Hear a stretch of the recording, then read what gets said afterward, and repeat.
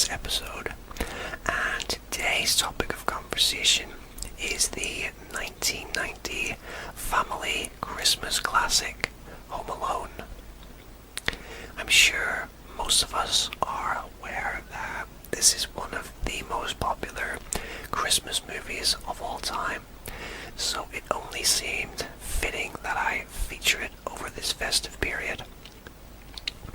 So, without delay, it's time to lay back, relax, and let yourself drift away as I whisper facts about Home Alone. Home Alone is a 1990 American comedy film directed by Chris Columbus and written by John Hughes. It is the first film in the Home Alone franchise and stars Macaulay Culkin, Joe Pesci, Daniel Stern, John Hurd, and Catherine O'Hara. The film follows a young boy as he defends his home from two burglars after his family accidentally leave him behind in Chicago on their vacation to Paris during Christmas time. Home Alone premiered in Chicago on the 10th of November 1990 and was released in cinemas in the United States on the 16th of November. Upon release, it became a financial success and received positive reviews with praise for its cast, humour, and music. Home Alone grossed $476.7 million worldwide, becoming the highest grossing live-action comedy until the release of The Hangover Part 2 in 2011 and made Culkin a child star. Okay, so The Hangover Part 2, really? That's the movie that knocked it off top spot as the highest grossing live action movie. That seems really random. I've never actually seen the Hangover movies, so perhaps it's not too big of a shock if you've seen them and you know how popular they are. Maybe I'll have to check them out at some point, but that does seem quite a surprising movie to knock it off top spot. Joe Pesci deliberately avoided Macaulay Culkin on set because he wanted Culkin to think he was mean. Yeah, you hear a lot about this sort of thing happening during movie productions. A lot of actors like to go one further than that and actually stay in character even during the breaks. I believe that's called method acting. But yeah, it doesn't surprise me that he wanted to avoid him during the shooting to keep up the appearance of being this mean burglar that wants to rob his house. The picture Kevin finds of Buzz's girlfriend was a picture of a boy made up to look like a girl because director Chris Columbus thought it would be too cruel to make fun of a girl like that. The boy that was used in the photo was art director Dan Webster's son.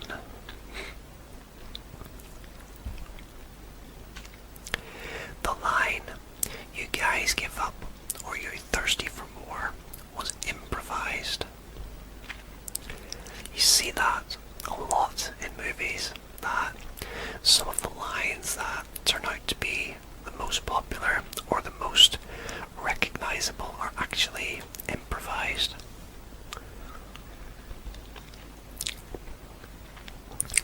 Joe Pesci kept forgetting that he was filming a family movie during his character's on-screen outbursts, so director Chris Columbus advised him to say fridge instead of the F word.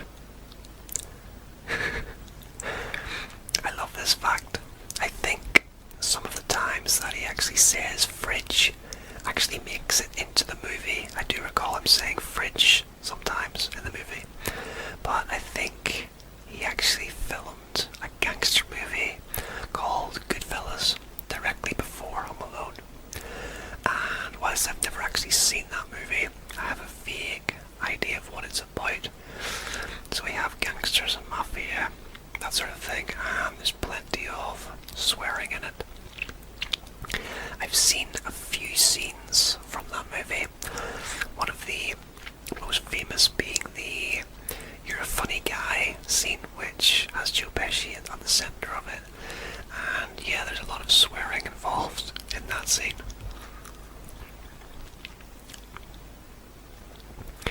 Many of the shots that focus on Kevin in the beginning of the movie are filmed from above his head, making him seem small and helpless.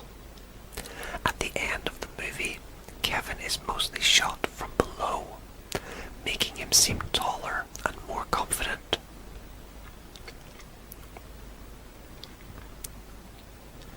John Candy improvised all of his lines. This is a trademark of writer and producer John Hughes, who also had the 5 students in the Breakfast Club from 1985 improvise when they told one another why they were in detention. And that's another really good movie, The Breakfast Club. It's one that I seen not that long ago, maybe a few years, but I really enjoyed it, so it's worth checking out if you've never seen that movie. Macaulay Culkin drew the map that his character uses to set up the traps. Eagle-eyed viewers may have noticed Mr. McAllister actually throws Kevin's ticket to Paris in the rubbish bin while cleaning up after the pizza incident near the beginning of the movie. That accounts for why they weren't tipped off to Kevin's absence by an unclaimed ticket. This was actually something I only spotted once I was an adult. I never noticed that as a kid, but I got it sometime in my early 20s, I think, I would say, and it makes a lot of sense that they had to get rid of Kevin's ticket in some way, or it would be noticed that he was missing long before they got on the plane to Paris. The movie that Kevin watches on videotape is not a real movie, but footage specially created. It was called Angels with Filthy Souls. Along with other similar era references in the movie, this is a play on Angels with Dirty Faces from 1938, starring James Cagney.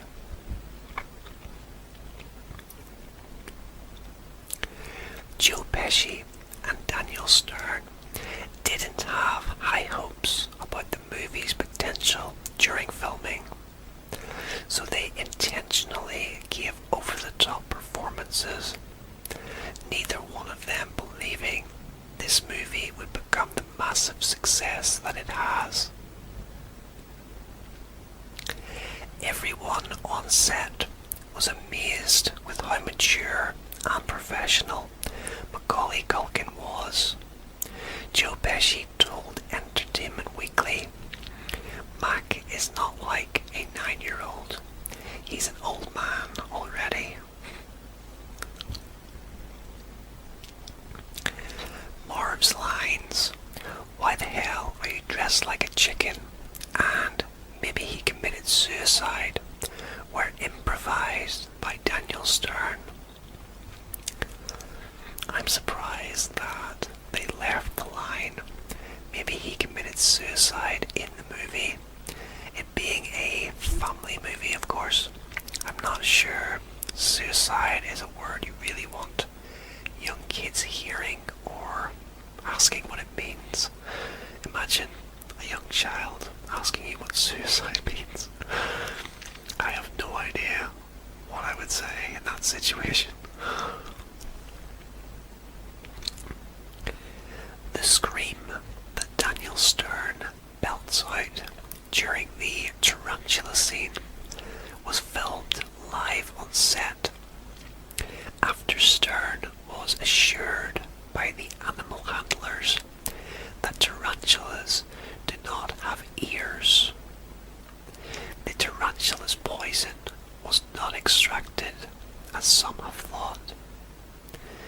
This was all confirmed by Stern in a December the 24th, 2015 post on his Facebook page. I absolutely love that scream. It's so funny. And he does another one in the sequel when he's covered in the pigeons. You might remember the scene, and I think that one is even funnier.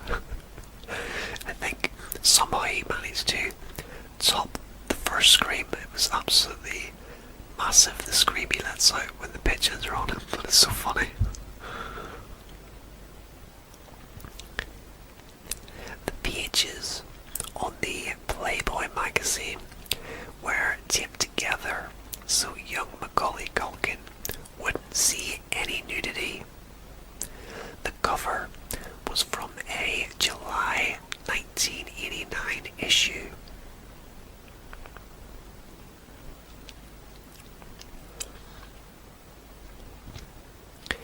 Hilary Wolf, who played Kevin's sister, Megan, quit acting to practice judo and went on to represent the US at the 1996 and 2000 Summer Olympics.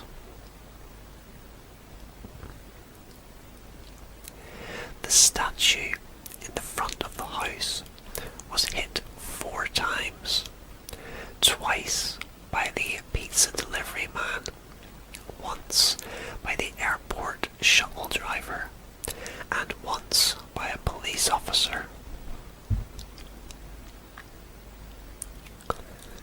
Macaulay Culkin's stunt double was a very short 30-year-old man.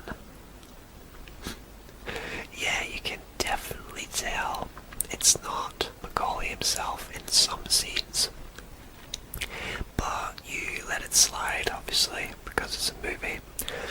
One scene that comes to mind is when Kevin ziplines from the house across the garden to his wooden hut, I suppose you could call it a tree house, and you can clearly tell that it's not him going across the zipline, obviously, but it's still a really cool scene, especially when he cuts the rope that Harry and Marv are climbing across, and they end up slamming into the side of the house.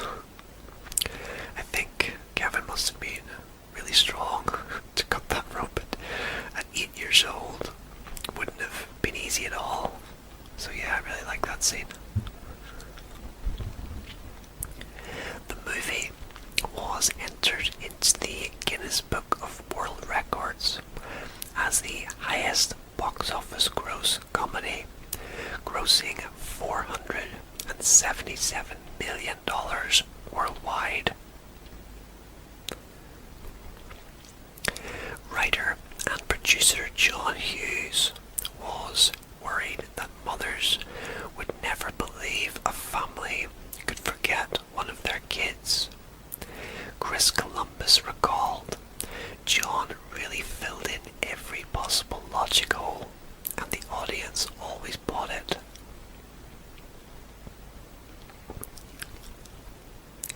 The ornaments on which Marv steps on were actually made of candy. Oh yeah, that's the part when he sneaks in the window and he puts his feet down on all of the ornaments that are on the floor, and it looked really sore, but it's good to know that they were actually made of soft candy and didn't actually hurt the actor's feet. It does come across really painful on screen though, so it was a really well shot scene in that sense.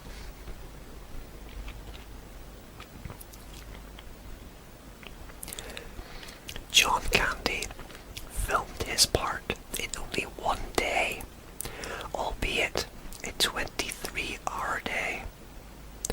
All of his dialogue was improvised, as mentioned earlier.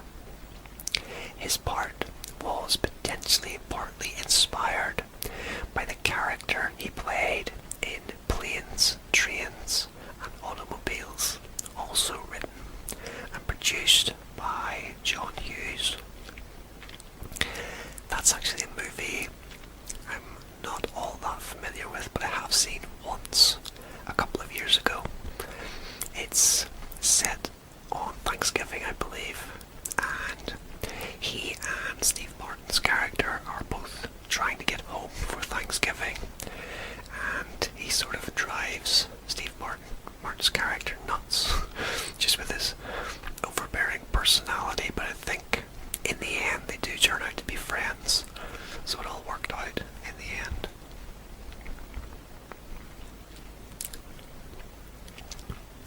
During rehearsal for the scene where Harry attempts to bite off Kevin's finger, Joe Pesci actually bit Macaulay Culkin, leaving a small scar.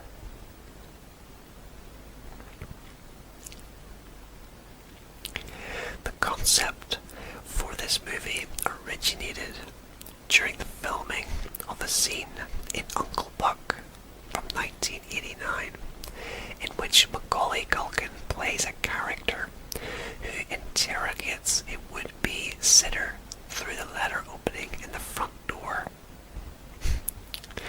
Uncle Buck is another classic, I think. I love that movie. Young Macaulay wasn't in too many scenes. I don't recall. It's been a long time since I've seen that movie, but I think he really stole the scenes he was in. I remember that clearly, so I'm not surprised at all that it was the birthplace of Home Alone and the Kevin McAllister character. The movie originally had more scenes of the family in Paris, France, but test audiences wanted to get back to Kevin in Chicago.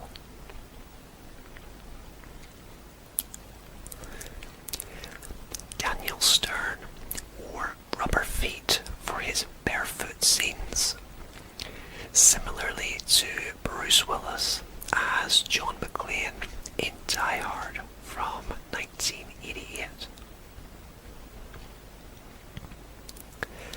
Director Chris Columbus would ask Joe Pesci to do his "How Am I Funny" speech from the 1990 gangster movie Goodfellas on set.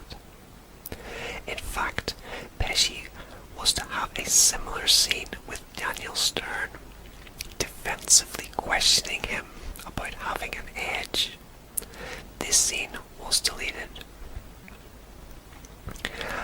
Yeah, and I actually mentioned that scene from Goodfellas a little bit earlier in the video.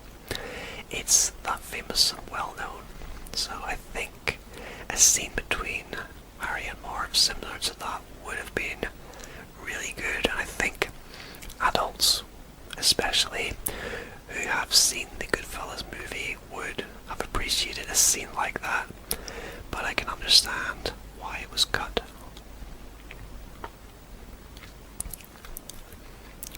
John Williams stepped in when the original composer backed out. The filmmakers never thought they could get Williams, but he saw an early cut of the movie and was enchanted. John Williams was one of the all-time great composers and is sadly missed today. The musical score for Home Alone is just one of many masterpieces he's created, and it's just so memorable. I think that every good movie is accompanied by a memorable score, and Home Alone certainly is one of those. I think the score is absolutely brilliant, and I do like to listen to it at Christmas time most years, if I remember to look it up.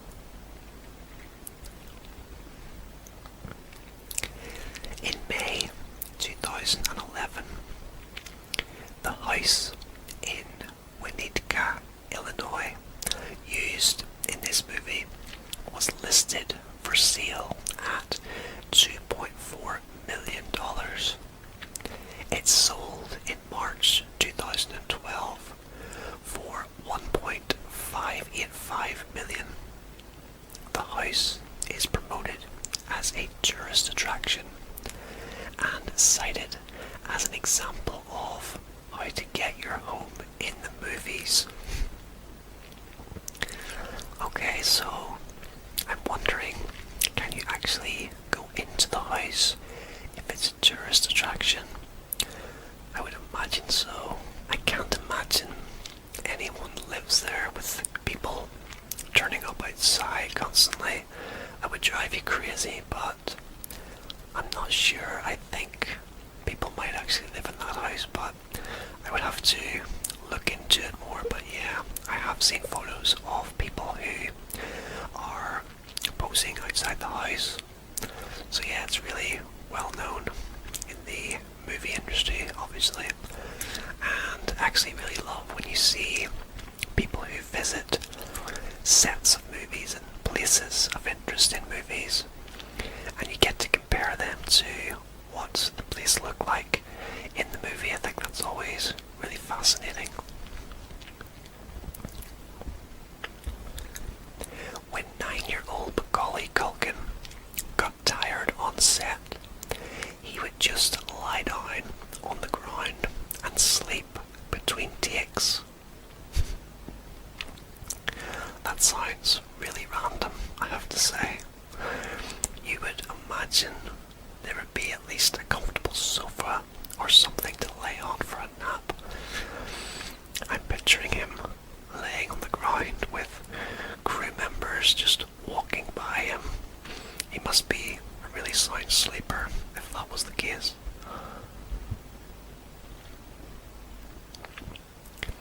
Director Chris Columbus's biggest fear as a kid was burglars. It's partly why he wanted to make this movie.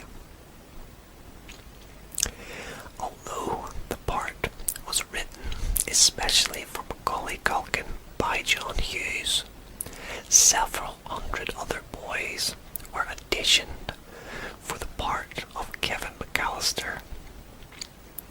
According to the DVD commentary, Columbus was hesitant to cast Culkin because Hughes had so recently cast him in Uncle Buck and didn't want to appear as a pushover in the film community.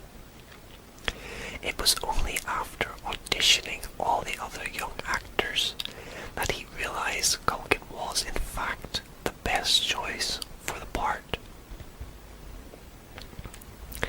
Yeah, I can't imagine anyone else playing the part of Kevin, because that's what we know and it's what we grew up with. Although I'd really love to know if another boy was cast in the part, would the movie have been as successful as it is today? I guess we'll never know.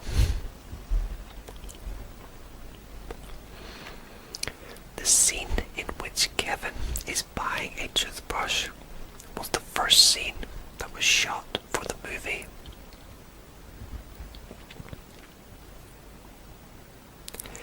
At around 53 minutes, despite filming a family movie, Daniel Stern once slipped in the S word, which can be heard when he is retrieving his boot through the doggy door, as well as being shown in the English subtitles.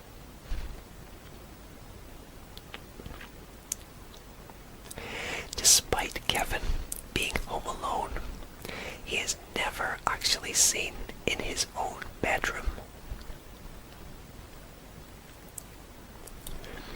The sled that Kevin uses when sledding down the stairs, which can also be seen next to the television when Kevin is watching How the Grinch Stole Christmas, was signed by the entire cast. I wonder where that sleigh is today and how much it might be worth. No doubt it would be, at the very least, hundreds of thousands of dollars, I would imagine. Well, that would be my rough estimate anyway. I'm sure it's worth a lot of money wherever it is.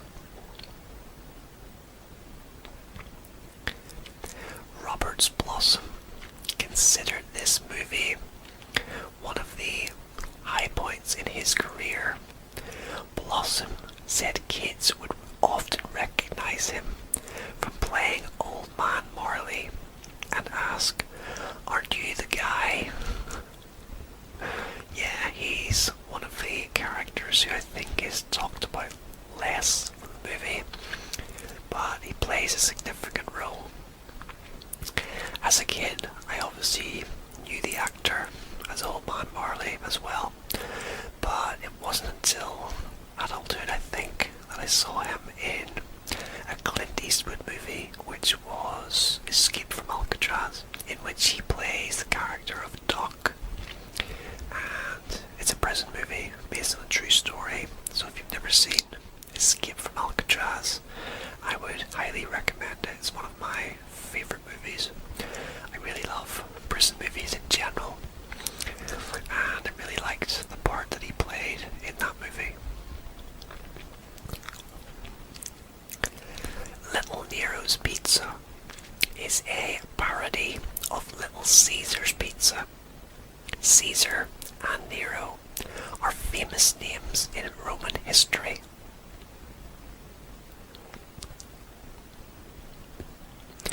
The movie was put into turnaround by Warner Brothers because of the budget, so 20th Century Fox snatched up the rights, and it went on to make $477 million worldwide. A colossal amount of money for such an inexpensive movie. Wow, I'm sure there's a huge part of Warner Brothers that regrets that decision. But their failure to pick up the movie is 20th Century Fox's gain at the end of the day. And I'm sure there are plenty of cases of that in the movie industry, when one company declines to pick up a movie and another goes on to pick it up and it becomes a huge success.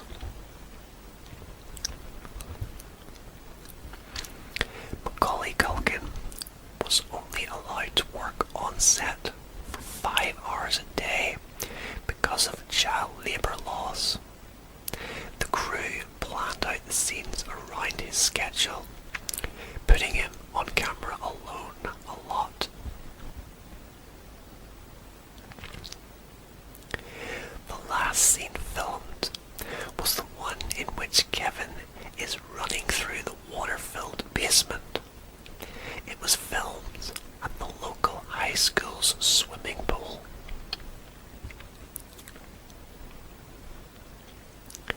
The movie is considered a traditional Christmas movie in Poland. It has aired on national television during a primetime Christmas season every year since 1990. In 2011, the movie aired on December the 23rd, with an audience of over 5 million, making it the most popular movie aired during the Christmas season in Poland.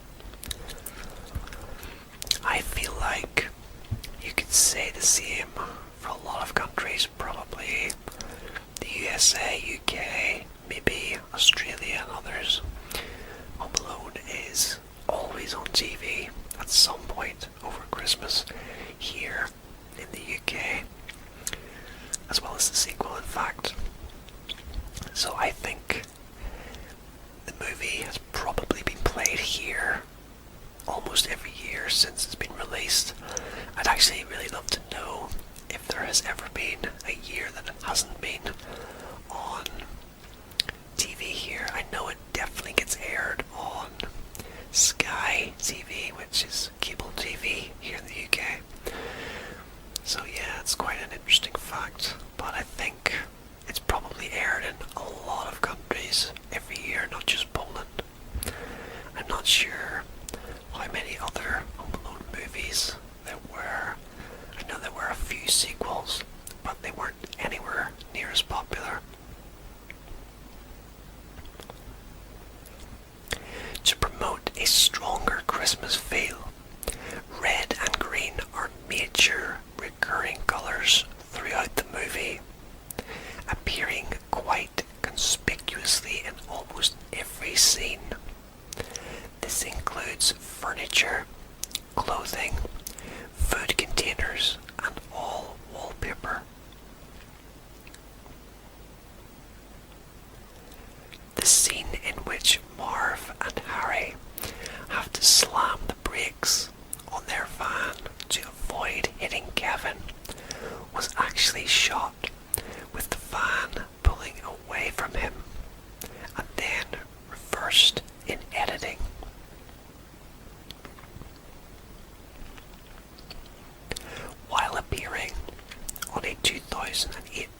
episode of The Tonight Show starring Jimmy Fallon, Macaulay Culkin admitted that one huge plot hole has always bothered him about the movie.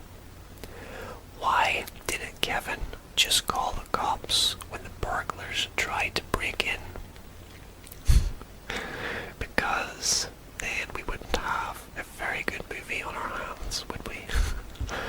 But yeah, it's movie logic at the end of the day, as they say. You see it all the time. The most obvious and sensible thing to do is almost never done because it just wouldn't be entertaining. If he just called the cops, we wouldn't get to see an 8-year-old kid doing battle with 2 bumbling burglars. So yeah.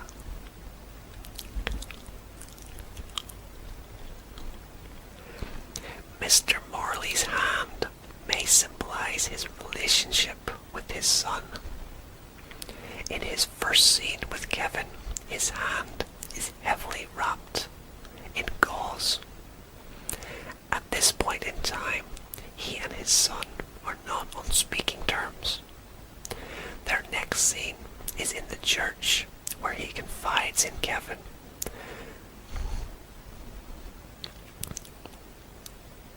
About the falling out they had.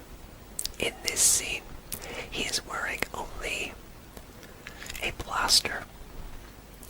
In the last scene, while hugging his granddaughter, his hand is completely healed.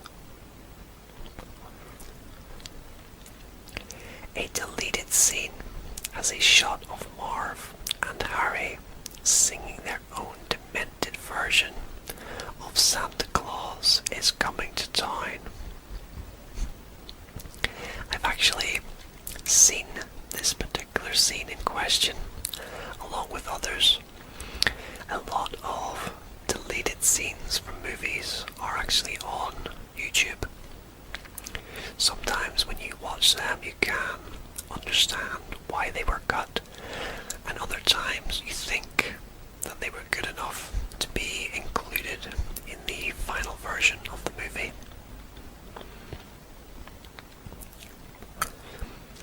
The poster and video box image of Kevin with his hands on his face and screaming was improvised by Culkin. He had forgotten to pull his hands away as he screamed. This became the most famous shot of the movie. Yeah, like I mentioned before, sometimes you get lines that are delivered in movies that are not the line that is in the script, but they turn out to be the most famous lines in the movie. Sometimes the best things happen completely by accident. Like in the Terminator movie is one example that's came to mind.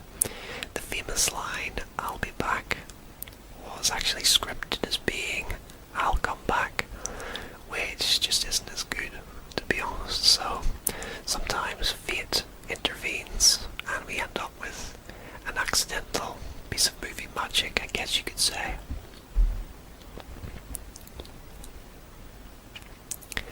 When Kevin is jumping up and down on his parents' bed while munching on some popcorn, there were actually several crew members lying on the floor on both sides and at the foot of the bed.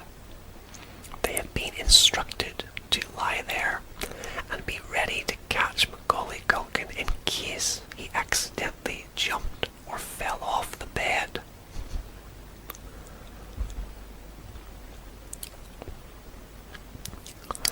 In December 2018, Macaulay Culkin reprised his role and certain scenes from the movie in a TV advertisement for the Google Assistant product. Yeah, I've actually seen this advert and it's really cool. It's well worth checking out if you're a fan of Home Alone.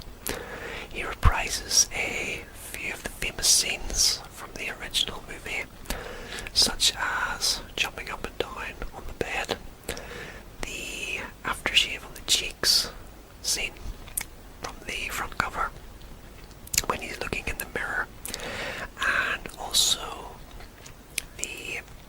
ice cream while watching the gangster movie.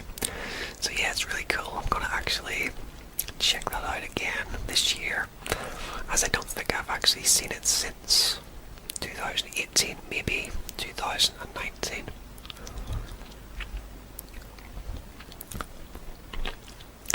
Director Chris Columbus's least favourite booby trap in the movie is Harry getting doused with feathers, because it was considered too soft compared to the other traps throughout the sequence.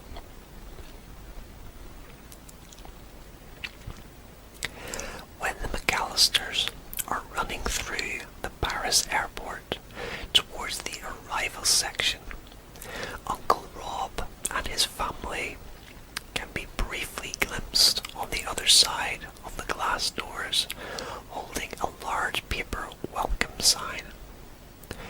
Originally, there was a scene which is featured on the DVD and Blu-ray, with the McAllisters ignoring the sign and tearing it in half by running right through it, but it was cut from the movie.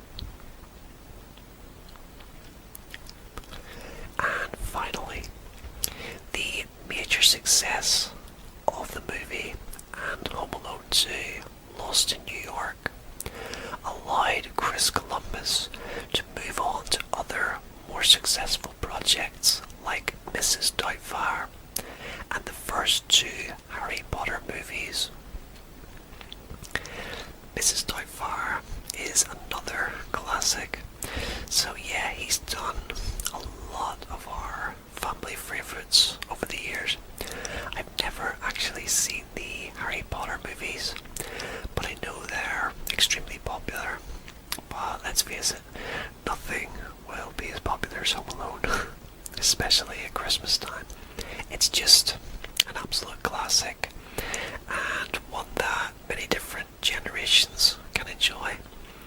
I remember my granny laughing at Harry and Marv getting all tore up through Kevin's funhouse when I was a kid, and in recent years I've watched the movie and the sequel with my young nieces, so it really can be enjoyed by all ages, and hopefully it will continue to entertain people of all ages for many years to come.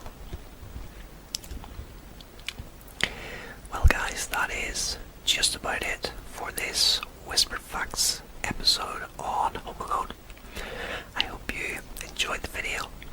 I hope you find it informative as well as relaxing. I know I really enjoyed learning all of these fun facts about one of my all-time favourite Christmas movies. And if you enjoyed the video, don't forget to hit the like button. Consider subscribing if you're new around here, and I'll bring you plenty more fun videos like this one in the very near future. But thank you for joining me, and until next time, rest easy, sleep well, and I hope to see you again very soon for another video.